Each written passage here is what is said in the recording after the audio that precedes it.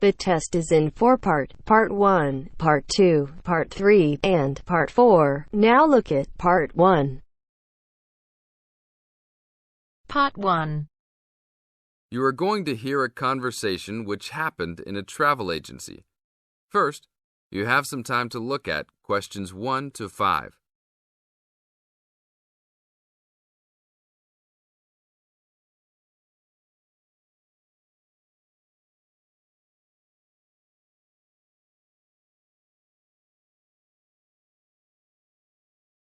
Now we will play the recording.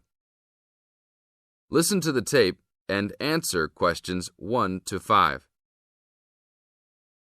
Hi, I would like to make a reservation for a round-trip plane ticket from London to New York. Welcome to the Student Travel Agency. London to New York. Let me see if we have any student specials for that flight. Yes, we do in fact. What days would you like to fly? I am looking for a flight around the 10th of October or so. And how about your return date? Ideally, the 31st of October. Let me check our computers to see if these dates are available. Are you looking for economy class or first class? Economy class will be just fine. We have an open flight on the 10th, but for your returning flight, the 31st of October is already fully booked. If you want to upgrade to first class, there are openings for the 31st. Just a few seats left, though. How much do I have to add for first class? First class will be around 20 to 25% more. Well, that is not worth it. I would rather just fly on another day. Do I have any other options? There are open seats back to London on the 1st of November. There are openings for first class that day too.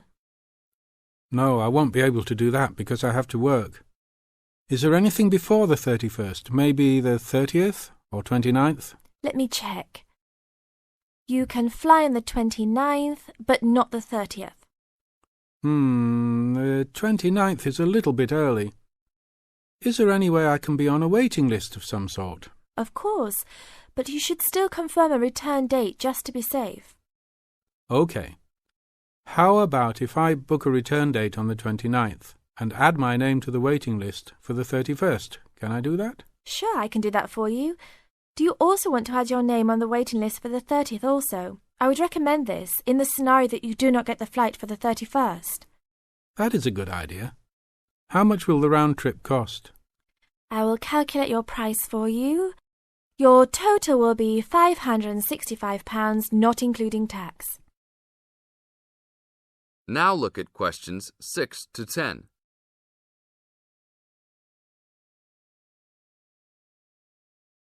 Now listen to the tape and answer questions 6 to 10. That's not too bad. Is there any discount for students? That is already including the discount. Without the discount, the price is easily over £600. OK, that sounds good then. Please put me down for those dates. I will need your information. Name and student identification number, please. Kenneth Conley, student ID 92123020. Your phone number, please. 87052109. Please tell me your mailing address. 354 Westchester Drive, London. Thank you very much, sir. How would you like to pay for the ticket? I think I will pay in cash. Well, you don't need to pay right now, just when you come to pick up the tickets. You will need to pick up the tickets at least 2 weeks before departure. That is no problem. One quick question. What happens if for some reason I need to cancel my trip? The student discount tickets are unfortunately non-refundable. However, if your cancellation is before 24 hours of takeoff time, then you can reschedule your flight for another day. If the cancellation is within 24 hours, then you forfeit your ticket. I understand. Well, thank you very much. I will see you next week. See you then. That is the end of Part 1.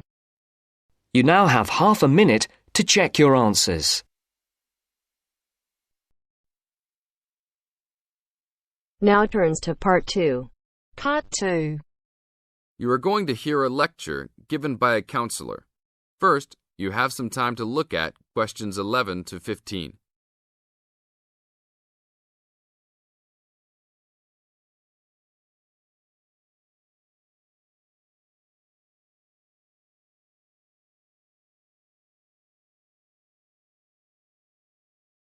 Now listen to the tape and answer questions 11 to 15.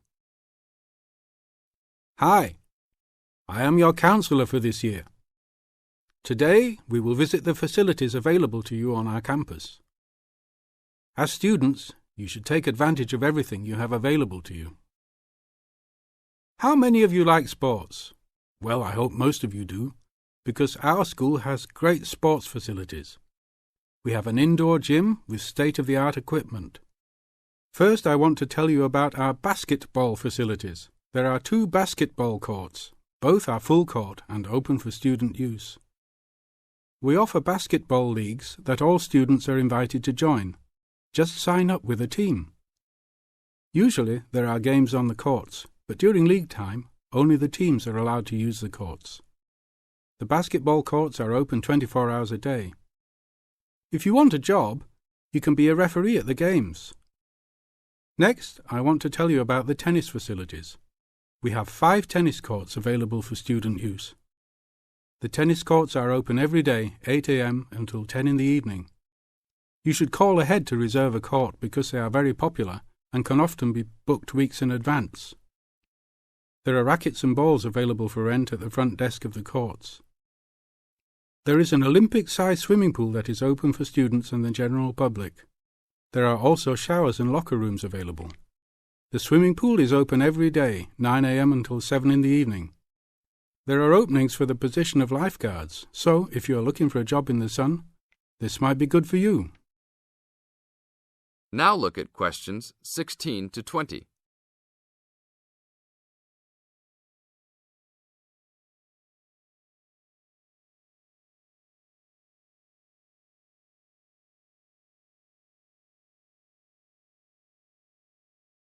Now listen to the tape and answer questions 16 to 20. There are also 2 weight rooms and a gymnastics room. The weight rooms have all the standard equipment available. Please check with the gym to see the open hours because they vary from time to time.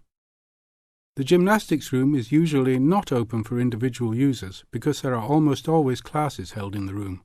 However, if you are interested, you may sign up for gymnastics classes.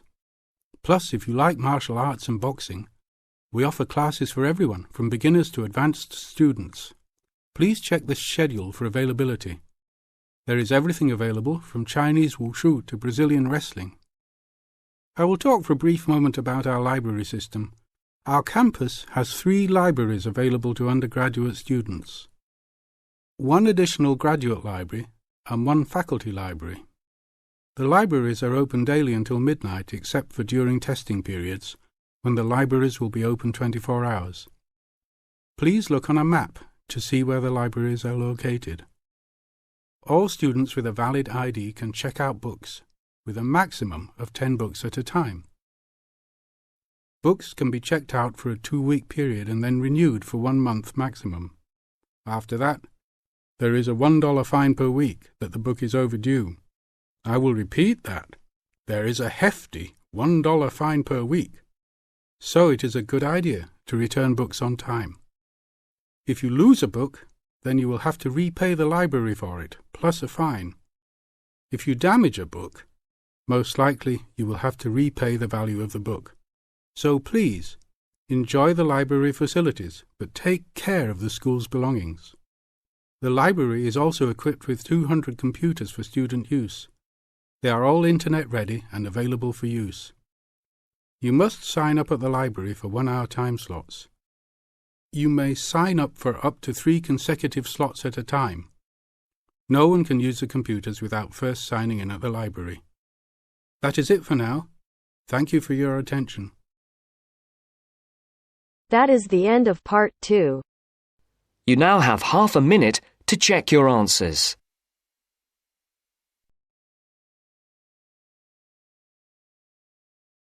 Now turns to part 3. Part 3. You will hear a student, Alex, asking his tutor for advice about essay writing. You now have 30 seconds to read questions 21 to 27.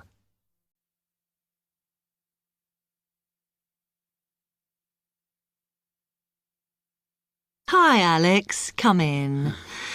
I gather you wanted some help with writing essays. Yes, I'm finding this first term difficult, and I'm worried about the assignments we have to do for January. Well, let me see if I can help.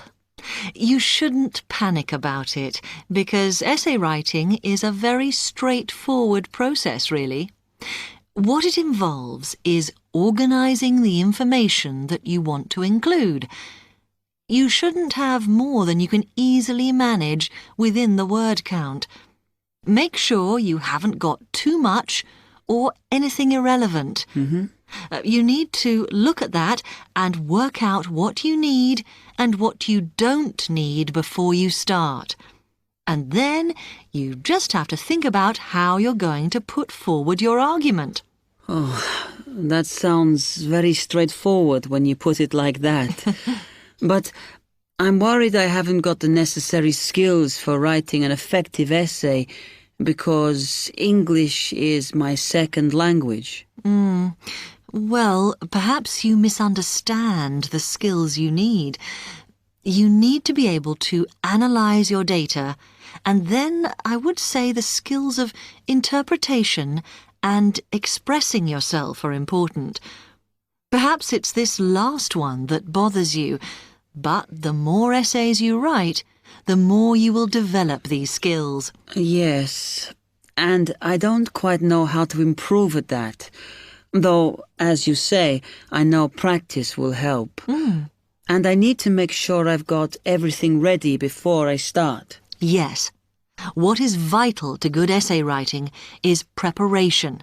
So make sure you build in enough time to do the research you need. Are there any other sources I can use to help me with essays? Yes. You should go to the library and look through the reference section, because there are books that focus on the style we use in academic writing, and those will help you a lot. The other thing that you should think about is what happens when you've actually written your essay.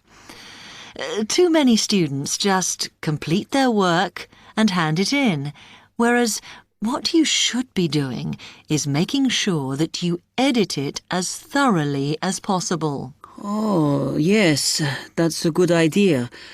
Then I'd pick up any mistakes and also see if it reads logically. Exactly.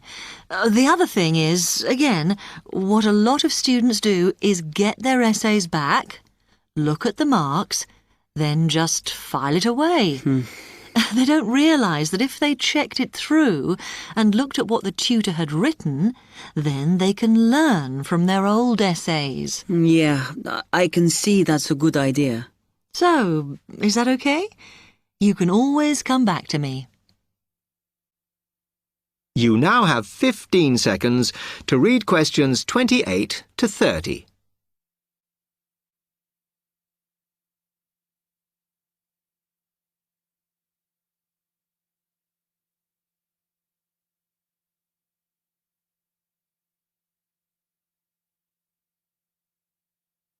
Actually, there were a couple of other things I wanted to ask you about essay writing. I had a few thoughts of my own about what I should do, such as really taking good notes when I'm reading, because that helps, doesn't it? I think it improves your knowledge rather than your actual writing. But one tip I can give you is to try and not read too much. Otherwise, you end up including irrelevant material in your essay. Remember to stay on task. Yes. Sometimes I have problems interpreting the questions correctly, or the whole question seems overwhelming to me. What I try to do is highlight the key parts and divide it into smaller chunks so I can manage it. Well, you might find it useful to break it down even further by making sure you understand all the words perfectly before you start. Things like assess or comment and such like. Yes, I see. Sometimes, after an objective analysis, the question actually asks you for a subjective opinion, but you must remember to support your arguments if that's the case. One final comment I can make is about using your own words. You must try to do this as far as possible. You're expected to summarize what you've read, not just string together a list of quotations. In fact, you shouldn't have too many. Just use them where it's really important. Okay, thanks. Do you read other students' essays when you've finished? No. Why? Is that a good idea? Well, you can confuse each other, so I'd advise against it. But it's up to you. Okay. Thanks very much for your time.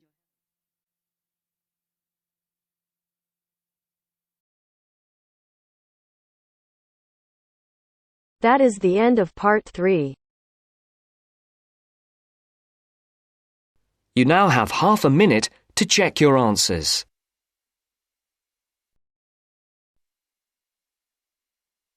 Now turns to part 4. Part 4. You're going to hear a lecture on some useful information for your travelling around Britain. Listen to the first part of the lecture and complete the notes below. First, you have some time to look at questions 31 to 40.